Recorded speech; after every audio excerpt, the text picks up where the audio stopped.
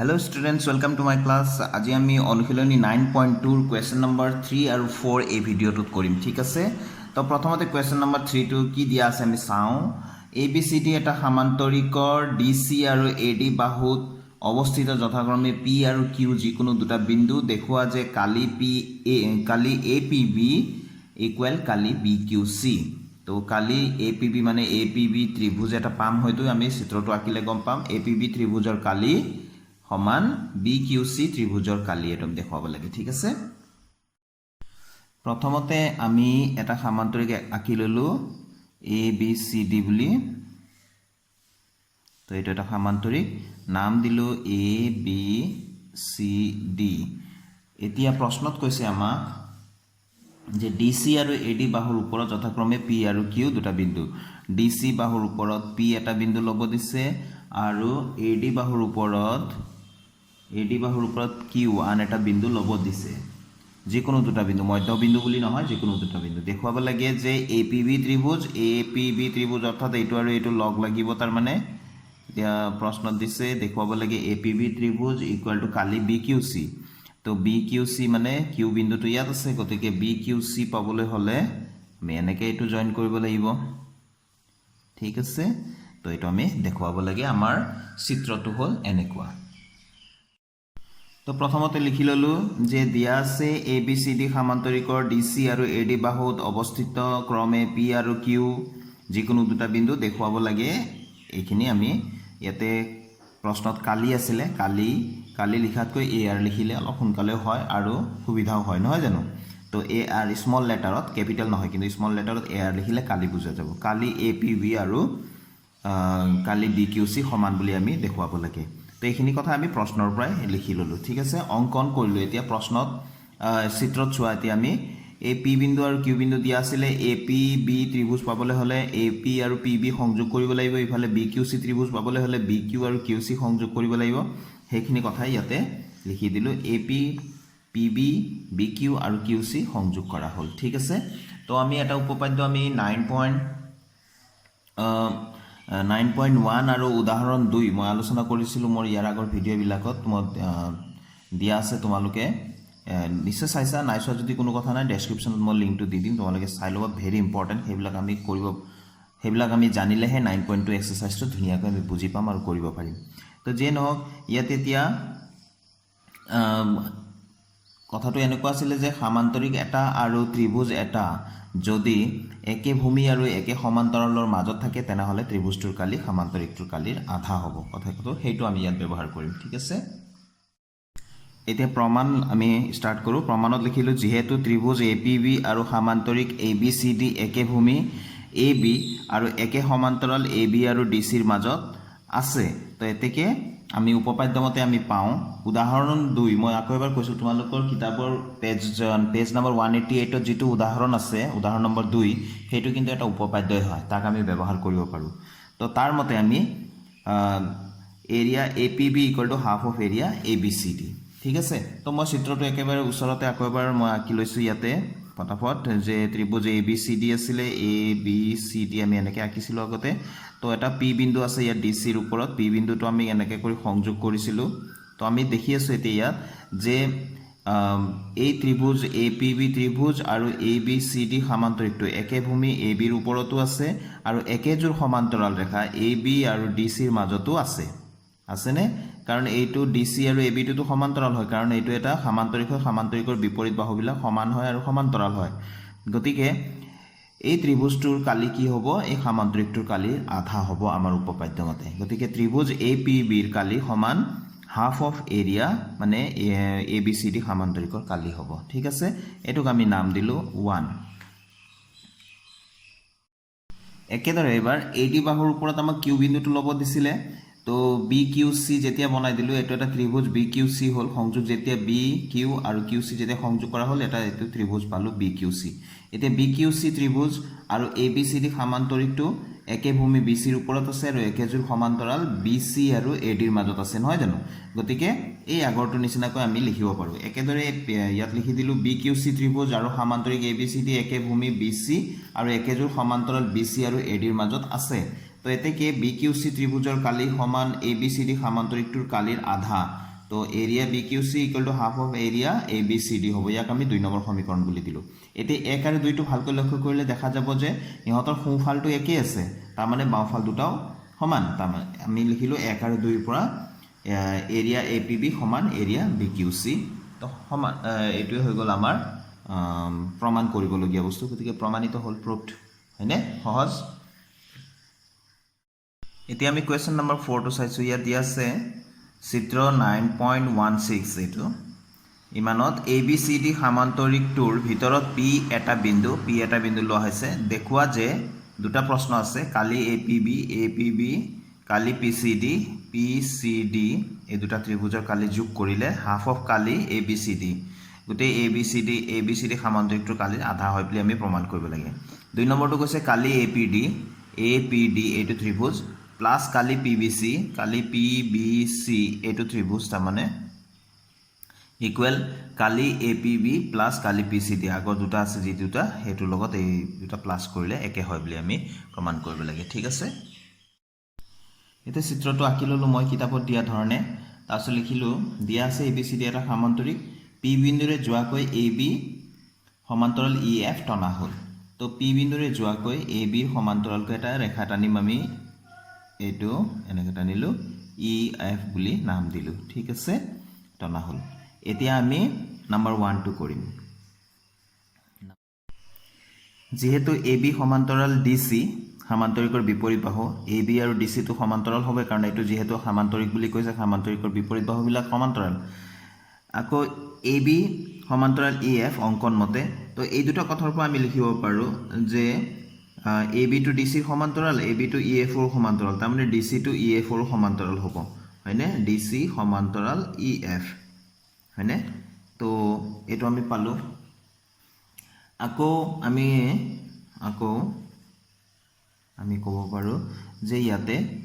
এ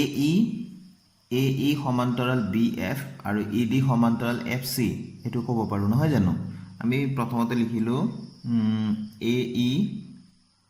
সমান্তৰাল B F কিয় লিখিলোঁ যিহেতু এ ডি সমান্তৰাল বি চি আছিলে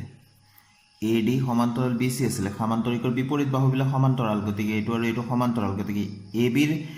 এ ডিৰ অংশ এ ই আৰু বি চিৰ অংশ বি এফটো সমান্তৰাল হ'ব নহয় জানো তো একেদৰে এইফালে আকৌ ই ডি সমান্তৰাল এফ চি হ'ব ই ডি সমান্তৰাল এফ চি হ'ব কাৰণটো এইটোৱে ওপৰটো নহয় জানো যেহেতু এ ডি সমান্তৰাল বি চি এ ডিৰে অংশ ই ডি আৰু বি চিৰে অংশ এফ চি ইয়াতে গতিকে আমি লিখিব পাৰোঁ এতেকে এ বি এফ ই চিত্ৰত চাবা তোমালোকে মন দিবা এ বি এফ ই এইটো এটা কি হ'ব সামান্তৰিক এ বি এফ ই আৰু তলৰটো ই এফ বা ডি চি এফ ই এইটো বুলি ক'ব পাৰোঁ ডি চি এফ ই দুটা সামান্তৰিক এই দুটা হ'ল সামান্তৰিক কৈ লোৱাৰ কাৰণ আছে এইটো আমি সামান্তৰিক বুলি আমি কৈ ল'ব লাগিব ঠিক আছে এতিয়া যেহেতু ত্ৰিভুজ এ পি বি আৰু সামান্তৰিক এ বি এফ ই একে ভূমি এ বি আৰু একে সমান্তৰাল বা একেজোৰ সমান্তৰাল এ বি আৰু ই এফৰ মাজত আছে এতিয়া ত্ৰিভুজ এ পি বি আৰু সামান্তৰিক এ বি এফ ই একে ভূমি এ বিৰ ওপৰত আছে আৰু একেজোৰ সমান্তৰাল এ বি আৰু ই এফৰ মাজত আছে গতিকে আমি লিখিব পাৰোঁ এতেকে উপপাদ্য মতে এইটো আৰু এৰিয়া মানে কালি এ পি বি ত্ৰিভুজৰ কালিটো কিমান হ'ব যিটো সামান্তৰিক আছিলে তাৰ কালিৰ আধা হ'ব সামান্তৰিকটো আছিলে এ বি এফ ই ঠিক আছে এইটোক আমি নাম দিলোঁ 1 এতিয়া আমি একেদৰে বুলি লিখিম একেদৰে এইটো কথা আমি আৰু দীঘলীয়াকৈ লিখি নাথাকোঁ এৰিয়া ত্ৰিভুজটোৰ নাম আছিলে পি চি ডি প্ৰশ্নত আমি চাব লাগিব নামবিলাক আমি বাৰে বাৰে বেলেগ বেলেগ নাম ৰাখিব নোৱাৰোঁ প্ৰশ্নত নাম দিয়া আছে এই ত্ৰিভুজটোৰ কালি P D C P C D গতিকে প্ৰশ্নত কি দিয়া আছে এইটোত আমি চাম প্ৰশ্নত দিয়া আছে PCD গতিকে আমি এটোৰ নাম আমি PCD লিখিম লিখাৰ এতিয়া PCD আমি লিখিম এত চাবা PCD ত্ৰিভুজটো আৰু যেটো সমান্তৰিক আছে ইয়াৰ তলৰটো DCFE একে ভূমি DC ৰ ওপৰত আছে আৰু একেজোৰ সমান্তৰাল ৰেখা DC আৰু EF ৰ মাজত আছে গতিকে ইয়াৰ নিচিনাকৈ আমি লিখিব পাৰো PCD হাফ এৰিয়া কোনটো ত্ৰিভুজ আছিল 2 নম্বৰটো DCFE হয়নে DCFE এটুক আমি 2 নম্বৰ বুলি দিম ঠিক আছে এতিয়া আমি 1 নম্বৰ সমীকৰণ আৰু 2 নম্বৰ সমীকৰণটো যোগ কৰি দিম area APB plus area PCD equal half area ABFE plus half area DCFE আমি গোটেইখিনি লিখি ললো নহয় জানো বাওফালৰখিনি বাওফালে প্লাস কৰি দিলো সোফালৰখিনি সোফালে প্লাস কৰি দিলো তো এইখিনি তো হৈ গল এতিয়া area APB plus area PCD আমাক 1 নম্বৰত জি লাগে তাৰ বাওফালৰখিনি আমি পাই গৈছো নহয় জানো তো ইয়াত আমাৰ হাফ আমি কমন ললো থাকি গল ভিতৰত area ABFE plus area DCFE ঠিক আছে এৰিয়া এই দুটা মিলি প্লাই কি হ'ব এতিয়া এৰিয়া ABFE আকৌ এৰিয়া DCFE তো আগত এইখিনি মাটি পিছত আকৌ এইখিনি মাটি তো গুটেখিনি মাটি কিমান হ'ব ABCD হয়নে এই কনসেপ্টটো আমি ইয়াত ব্যৱহাৰ কৰিম তো আমাৰ কি হ'ব তাইকে দি দিলো area APB plus area PCD equal half of area গুটেখিনি কি হ'ব ABCD এটো এটা প্রুফ হৈ গল ঠিক আছে এতিয়া 2 নম্বৰটো আমি যাও এটো 1 2 তো হৈ গল আমাৰ কোৱেশ্চন নম্বৰ 4 ৰ 1 2 হৈ গল এতিয়া নম্বৰ 2 তে কোৱেশ্চন নম্বৰ 2 টো একে ধৰণে আগুৱাব লাগিব প্ৰথমতে এতিয়া আমি আগতে এই ফালৰ পৰা এনেকৈ সমান্তৰাল টানিছিলো এবাৰ এনেকৈ আমি সমান্তৰাল টানিব লাগিব ঠিক আছে P টো অকমান হেৰিকৈ লিখি দিও এটো ইয়াত এতিয়া আমি এনেকৈ সমান্তৰাল আঁকিলো জানিবা তো আমি আগতে EF এটো আমি GH বুলি নাম দিলো ঠিক আছে তো P টো আমি এইফালে লিখিলে ভাল হ'ব এবাৰ তো এতিয়া ইয়াত আমি লিখিম AD সমান্তৰাল কৈ GH টনা হল তো যেহেতু আমি লিখিম যেহেতু AD সমান্তৰাল BC আছিলে হয়নে এটো কি হয় সমান্তৰিকৰ বিপৰীত বাহু যেহেতু সমান্তৰাল গতিকে এটো লিখিলো তো এতেকে এই দুটাৰ পৰা আমি কি পাও GH সমান্তৰাল BC পাও GH টো AD ৰ যদি সমান্তৰাল কৈ টানো তেনে হলে BC ৰ সমান্তৰাল হ'ব আকৌ AG সমান্তৰাল DH AG আৰু DH টো সমান্তৰাল হ'ব কাৰণ এটো তো সমান্তৰিকৰ বিপৰীত বাহুৰ অংশ নহয় জানো গতিকে কি হয় যেহেতু AB সমান্তৰাল DC সমান্তৰিকৰ বিপৰীত বাহু গতিকে সমান্তৰিকৰ বিপৰীত বাহুৰ AB ৰ অংশ হৈ গল AG আৰু ইফালে DC ৰ অংশ হৈ গল DH একেদৰে GB আৰু HC এই দুটাও সমান্তৰাল হ'ব নহয় জানো তো GB সমান্তৰাল HC এটো একে কাৰণতে হ'ব তো এতেকে আমাৰ ইয়াতে সমান্তৰিক পাম আমি AGHD আৰু চিত্ৰত দেখা পাবা AGHD এটো এটা সমান্তৰিক হ'ব কাৰণ বিপৰীত বাহুজোৰ এইটো আৰু এইটো সমান্তৰাল হ'ল এইটো আৰু এইটো সমান্তৰাল হ'ল গতিকে বিপৰীত প্ৰতিজোৰ বাহু সমান্তৰাল গতিকে এইটো এটা সমান্তৰিক হ'ব একেদৰে ইফালে GBCH AGHD আৰু GBCH দুটা সমান্তৰিক হ'ব সমান্তৰিক আমি ঘোষণা কৰি ল'ব লাগিব এটা প্ৰমাণ কৰি থব লাগিব তেতিয়াহে আমি ব্যৱহাৰ কৰিব পাৰিম ঠিক আছে এই দুটা সমান্তৰিক তো মই এতিয়া পেজটো টাৰ্ন কৰিম এতিয়া যেহেতু ত্ৰিভুজ APD আৰু সমান্তৰিক AGHD একে ভূমি AD আৰু একেজোৰ সমান্তৰাল AD আৰু GH ৰ মাজত আছে তো এতেকে এৰিয়া APD এই ত্ৰিভুজৰ কালিটো কি হ'ব এই সমান্তৰিকটোৰ কালিৰ আধা হ'ব হেতু আমি লিখিলো তো ওপৰত আমি যেটো আমি প্ৰমাণ কৰি থৈছিল 1 নম্বৰ এটুক আমি 3 নম্বৰ সমীকৰণ বুলি দি থওঁ আমাক লাগিব ঠিক আছে যদি এটো 3 নম্বৰ সমীকৰণ হয় তেনেহলে এতিয়াৰ যেটো আছে এটো আমি নম্বৰ 4 বুলি দিলো ঠিক আছে একেদৰে আমি লিখিম এই ফলৰটো তো আমি কৰিলো এটো ত্ৰিভুজ এতিয়া এইটো ত্ৰিভুজ আছে নহয় জানো এটো ত্ৰিভুজ গতিকে আমি লিখিম একেদৰে PBC ত্ৰিভুজ area PBC equals half of area এফালে ত্ৰিভুজটোৰ নাম কি দিছিলো আমি নাম দিছিলো GBCH বুলি নাম দিছিলো তো এটা আমি দিলো এটা আমি 5 নম্বৰ বুলি দিলো তো এতিয়া 4 + 5 কৰি দিম তো এই দুটা কৰিলে কি হ'ব area APD plus area PBC এতিয়া দুইটাৰে হাফটো আমি কমন লিখি ললো একদম প্ৰথমতে এৰিয়া হাফটো আমি বাহিৰত লিখি ললো AGHD প্লাস এৰিয়া GBCH ঠিক আছে এতিয়া চিত্ৰত ভালকৈ মন কৰিলে দেখা পাবা যে AGHD এইখিনি মাটি নহয় জানো ইয়াৰ পৰা ইফালে এনেকে আৰু ইফালে GBCH এইখিনি মাটি গুটেখিনি লগ লগালে কি হয় ABCD এ হয় তো এতে কি আমি লিখি দিম area APD plus area PBC equal এইখিনি আমি কি পাও হাফটো তো আছে বাহিৰত